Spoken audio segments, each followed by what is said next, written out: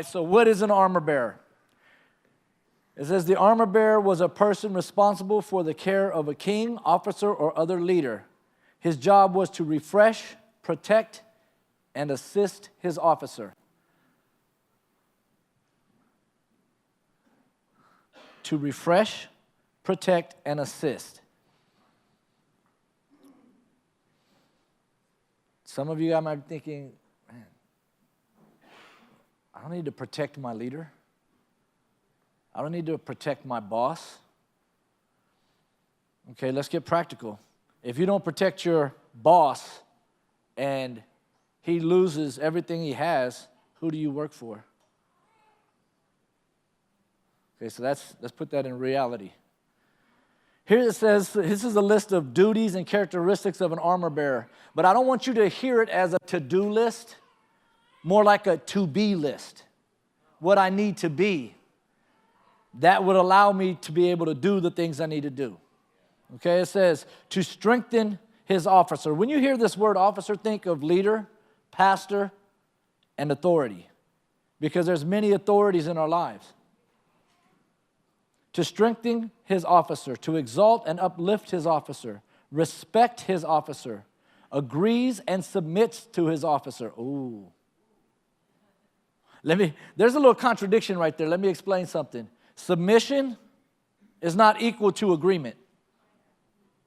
Okay, so let's clear that out of our head right now. We need to submit to our authority and the leaders that are placed above us.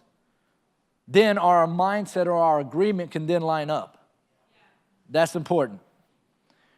Repel any kind of attack against his officer, especially his back. Rescues his officer from difficulty and hardship.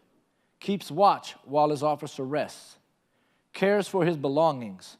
Reacts with total intolerance to any false accusations against his officer, rumors, gossip, talking behind his back.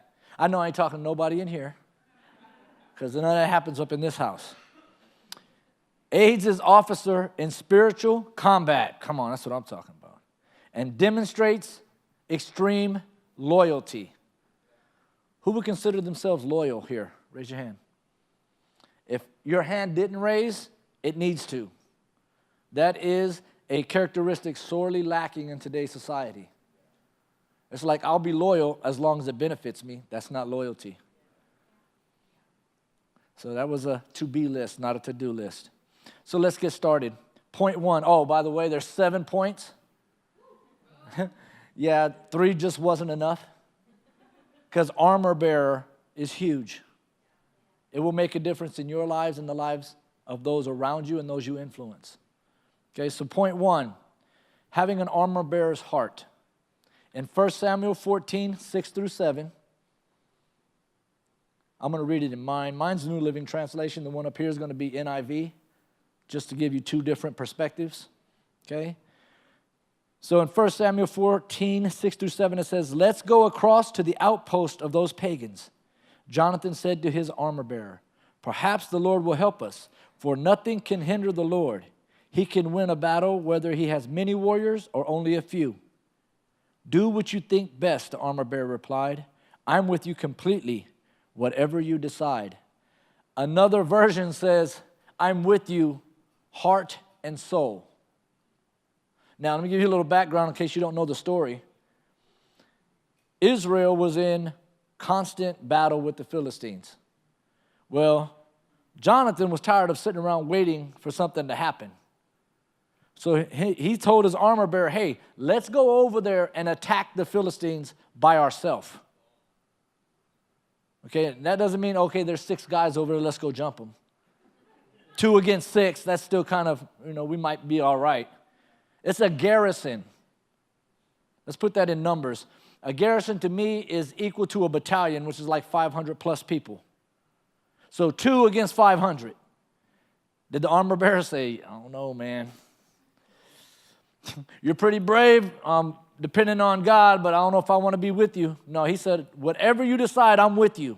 Heart and soul, completely. Whatever the outcome, I'm right beside you. That's the heart of an armor bearer. It's not about, is the circumstance or the trial something I can see victory in? It's I'm with you.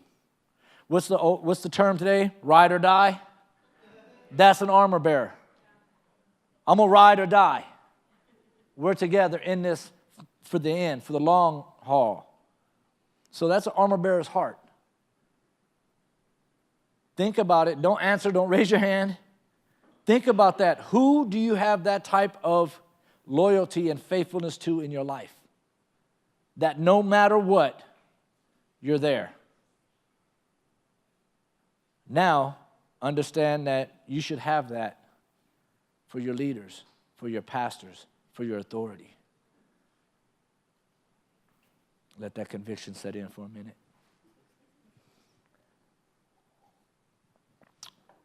I can say that because I've been a warrior my entire life. Those of you who know me know that that's true. But doing this lesson, I even thought I was a great armor bearer till I asked myself that question. Who am I ride or die with in my life? It wasn't consistently across the whole floor of all authority. My leaders and my pastors, for sure. But all authority? Remember, it's not agreement, it's submission. All right, enough on point one. Point two, armor bearer, and this is what I was talking about, loyalty. Judges 9:50-54. Then Abimelech attacked the town of Thebez and captured it. But there was a strong tower inside the town, and all the men and women, the entire population, fled to it. They barricaded themselves in and climbed up to the roof of the tower. Abimelech followed them to attack the tower. But as he prepared to set fire to the entrance, a woman on the roof dropped a millstone that landed on Abimelech's head and crushed his skull. It's a bad day. He quickly said to his young armor bearer, "Draw your sword and kill me. Don't let it be said that a woman killed Abimelech." So the young man ran him through with his sword, and he died. It's like, man, really? What did the armor bearer do for Abimelech? Other than kill him. Yeah. He upheld his legacy, his reputation. Because back in the day, a warrior would be ridiculed or mocked, finding out that he was killed by a woman. But there was glory if you died in battle. That armor bearer who was fully aligned and in allegiance with his leader did what his leader said, even though it was tough, to protect him, his lineage and his legacy. Irma Brown, who wrote In the Spirit of Armor Bearing, says a modern day armor bearer is one called by God, say called by God, to serve and help his assigned leader in life, ministry, and especially in the fight of faith. You help your leader in life, not just serving at the church, although that's awesome, that is part of being an armor bearer, but it's in life. It's out there outside these four walls. We need to be loyal to the core. It's pretty quick points, right? We're going to number 3 now. Armor bearer relieves and refreshes. An armor bearer looks to help their leader in times of hardship, not just when everything is going well. Come on, it's easy to be there when everything's sunshine and roses. How hard is it to stand side by side when it's a thunderstorm? How heavy is it to lead?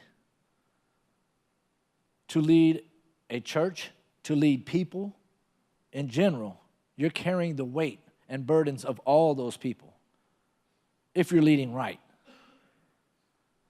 As an armor bearer, you help lift that. They don't feel alone because you're there with them. Some of the best things you can do is just sit with them quietly. You don't even have to say anything, and it means the world because they're not by themselves. An armor bearer must be a friend and a confidant.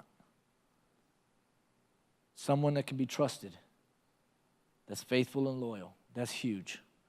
And let's give you a picture of that in 1 Samuel 16, 21 through 23. So David went to Saul and began serving him. Saul loved David very much, and David became his armor bearer. Then Saul sent word to Jesse, asking, "Please let David remain in my service, for I'm very pleased with him." And whenever the tormenting spirit from God troubled Saul, David would play the harp. Then Saul would feel better, and the tormenting spirit would go away. Be like, man, I can't play the harp. And unlike Logan, I think I can sing. Logan can really sing. I can't soothe my pastor with me singing, right? But what this is saying is, do what you can. Do what you can to refresh your leader. How many of you guys have been feeling down and got a text all of a sudden from your leader or from the pastor and you just felt relief? It doesn't cost anything to encourage and show love for somebody other than your time and a real relationship. It's quiet in here. Everybody all right? We must be on something. All right, point 4. Armor bearer follows and serves. Say follows. And serves. How many of you guys like to follow? I like to lead. I don't like to follow anybody. On the road, I want to be the one knowing where I'm going so I can get there. I hate being in a caravan. I never wanted to do tailgate parties for football. I want to get there when I want to get there. I don't want to be held up. But this is telling us, as an armor bearer, you keep in stride with your leader. Going where they go, doing what they do, and learning so the leader doesn't feel like they're alone. This is pretty stupid, but I thought it was kind of funny when I was thinking about this. I know a lot of younger people probably don't even know what it is, but you guys heard of the Lone Ranger? Why was he called the Lone Ranger? He had Tonto. Tonto was his armor bearer, was always with him, was always in the fight with him, was always there to help him out. That's what we're supposed to be for our leader, always there. Even when our pastor is in another country, you can be there, praying and fasting with the same mindset and same care, fighting against the enemy who's trying to stop what God is using our church and our leaders for. In 2 Kings 3:11, but King Jehoshaphat of Judah asked, "Is there no prophet of the Lord with us? If there is, we can ask the Lord what to do through him." One of King Joram's officers replied, "Elisha, son of Shaphat, is here. He used to be Elijah's personal assistant." Another version says he used to pour water on Elijah's hands. Like, okay, he was his assistant. In other words, he served. And if you know who Elisha was, he followed Elijah everywhere. At the end of Elijah's life, he tried to tell Elisha, "Stay here, I'm going to go over there." He said, "Nope, I'm going to be with you." That's the heart we should have for our pastor, our leaders, and our authority. I'm with you. Where you go, how you go, and what you do. To follow and to serve. If you don't have a follower's heart, you'll never be able to have a leader's heart. Any great leader was always first a great follower. All right, point 6 on the back stretch. Oh, no, I skipped one. Point 5, nobody even caught it. Really? You just want it to be done? Armor bearer leads. Say an armor bearer leads. Yeah, you notice how it's kind of going in succession? How it starts off, it's about your heart, having loyalty, then serving and following. Now it's talking about leading. It's like, man, armor bearer thing is like all-encompassing. Yes. An armor bearer will step up and take charge of those areas of leadership that need to be handled with the same heart and direction in the absence of their leader. How can you do that if you don't follow or know what your leader's heart or actions or will is? In Joshua 1:1-2 says, after the death of Moses, the Lord's servant, the Lord spoke to Joshua, son of Nun, Moses' assistant. He said, Moses, my servant, is dead. Therefore, the time has come for you to lead these people, the Israelites, across the Jordan River into the land I am giving them.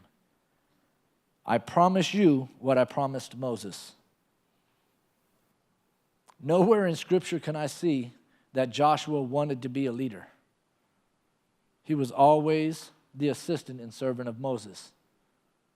God exalted him because of his heart, because of his obedience, because of his submission. And he was able to do what God wanted him to do because he followed Moses so closely. And of course, because God empowered him.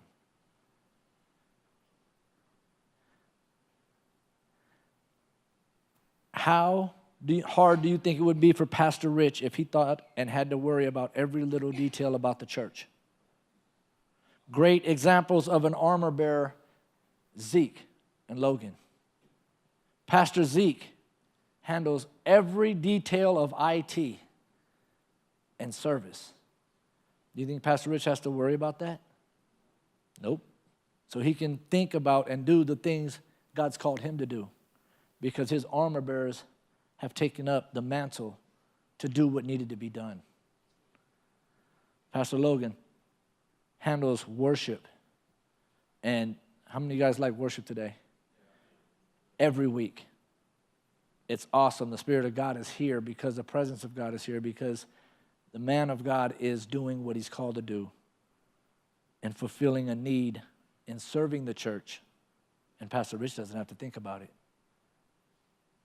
He can still be thinking about what's going on in Thailand, Indonesia, the Philippines, those areas where our missions giving is making such great impact. If our pastor had to worry about these details of, dang, who's going to set up the chairs? I don't want Pastor Rich thinking about that. As an armor bearer, we need to take away some of the lightweight work so that he can do the heavyweight stuff. All right, number 6, for real. Armor bearer ministers. Say ministers. Just because I'm trying to get you to participate. I'll make sure y'all ain't asleep. An armor bearer stands in the gap, does what needs to be done, and seeks to ease the burden of heavy lifting so their leader can do what they are called to do and focus on the greater things of the kingdom. Like, how does that line up with Scripture? I'm glad you asked. Acts 6:2-5. So the 12 called a meeting for all the believers. They said, we apostles should spend our time teaching the word of God, not running a food program. And so, brothers, select 7 men who are well respected and are full of the Spirit and wisdom. Let's stop right there for a minute. There's a criteria for being an armor bearer. It's not just, hey, you.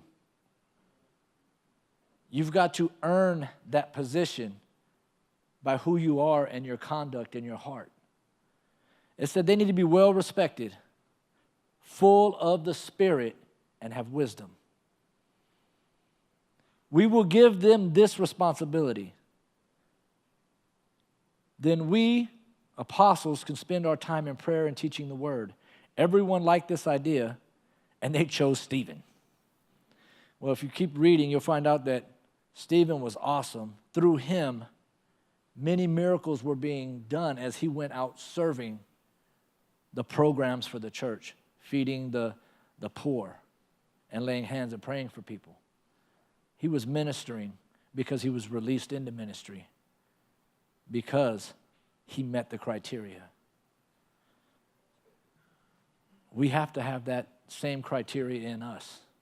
We need to be someone that when people look, they don't see the everyday norm. They see something special, and that special is Jesus in us. That special is a heart that serves and is submitted. How many of you guys have people that work under you? Okay, there's a couple of us. How many of them actually you feel like serve you or do what you ask willingly? Those are the people you look to all the time because they bless your life. We need to be blessings to our leaders, our authority, and our pastors. Okay. Most of this lesson, almost all of it, came from a book called Armor Bearer written by Terry Nance. If you've never read it, get it and read it. I read it like 3 times and it still kicks my butt because it's constant renewing of your mind and checking your attitudes and your convictions about doing those things that nobody else wants to do. Not because it brings glory to you, but because it lifts someone else up and encourages them. Well, Terry Nance says this: to be one's armor bearer means you accept your God-given duty to stand with your pastor or leader and help him fulfill the vision God has given him. Notice that it said fulfill his vision. When you lay aside your vision to support and lift the vision of those God has placed over you, God will make sure your vision is taken care of. You fully submit yourself to him or her in the process. Remember one thing, the vision of the church you are called to serve in ultimately is God's vision. And if he did not think you could fit in with it, he would not have placed you here. So if you're sitting here today, you're called to be an armor bearer. It's not by accident. And you know what? This lesson really started with this verse as the key verse, but I think it needs to end the message because you can't do anything that came before unless you have this. And it's in Romans 13:1. Everyone must submit to governing authorities. You're like, well, we're not talking about the government. Governing authorities means leadership. Those in place of authority. It says, for all authority comes from God. And those in positions of authority have been placed there by God. So if you can't line your life up with that verse, that means you don't trust God. There's a lot of people in authority. I sit back and scratch my head and say, God, I don't understand. But it's not my job to come against them. It's my job to lift them up, to pray for them, to ask for God to give them wisdom, to open up their eyes and their hearts. But I know that God's will is going to be done because he established that authority. A true armor bearer is more than a servant. How many times people heard assistant and servant? It's more than that. They're encouragers, they're prayer warriors, they're fighters, they're confidants. They're dependable, trustworthy, loyal, and faithful. Kind of sounds like the characteristics you want for your best friend, right? Or your employee, your leader. What about for yourself? Because it starts with us. It starts in me. Everybody stand up and close your eyes.